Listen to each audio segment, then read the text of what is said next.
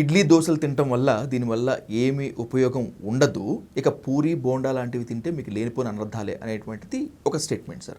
పెసరట్టు తినండి గుండెకు మేలు చేస్తుంది అనేటువంటిది ఇంకొక ఆర్గ్యుమెంట్. ఏ బ్రేక్ఫాస్ట్ తింటే హెల్దీగా ఉంటాం?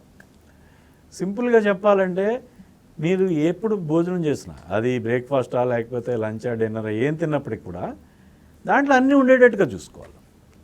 ప్రోటీన్ ఉండాలి, కార్బోహైడ్రేట్ ఉండాలి, ఫైబర్ ఉండాలి. ఇవన్నీ ఉదాహరణకి మీరు చెప్పినటువంటి ఈ ఈ పెసరట్ అనే దాంట్లో ఫైబర్ బాగా ఉంటుంది, కొంచెం ప్రోటీన్ ఉంటుంది, కొంచెం కార్బో కూడా ఉంటుంది.